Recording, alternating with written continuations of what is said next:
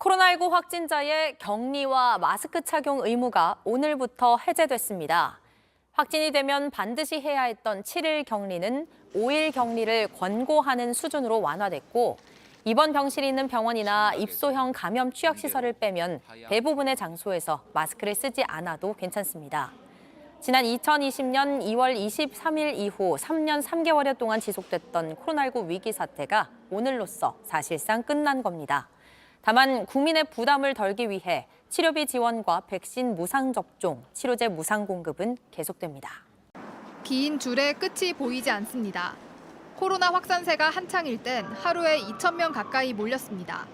의료진 12명이 밥 먹을 틈도 없이 일했습니다.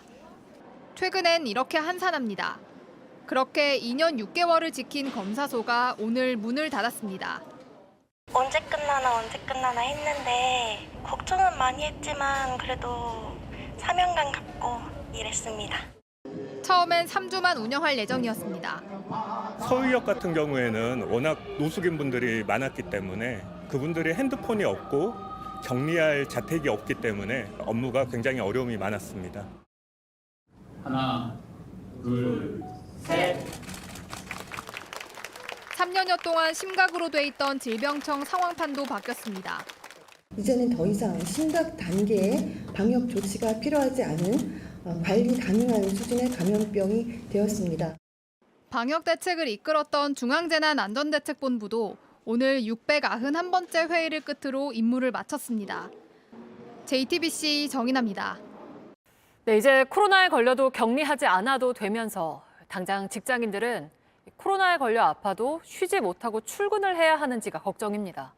일부 대기업은 자체적인 지침을 내놨지만 그렇지 않은 곳들이 많습니다. 황예린 기자입니다.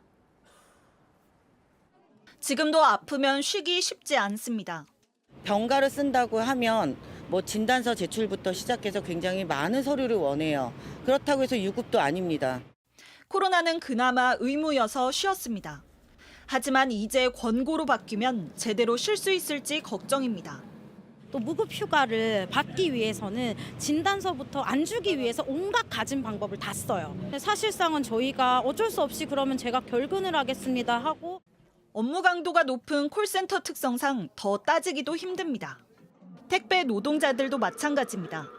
쉬는 것 자체에 대해서는 좀 덜 눈치 볼 수 있었는데 이제 정부 지침 자체가 사라져버리면 아픈데 쉬겠다라고 얘기하기도 어려워질 뿐더러 쉬는 만큼 일이 없어질 걱정도 해야 할 수 있습니다. 내가 쉬게 되면 그 수행률이 확 떨어지게 되고 그러면 제 구역이 회사에서 회수해버려서 사실상 해고되는 그런 상황이 일부 대기업들은 3일이나 5일 격리 등 지침을 내놨습니다. 하지만 소규모 영세업체 등은 아직입니다. 정부가 자율적으로 격리를 권장한다고만 밝히면서 아프면 쉴 권리에 사각지대가 생길 거라는 우려가 높습니다. JTBC 황예린입니다.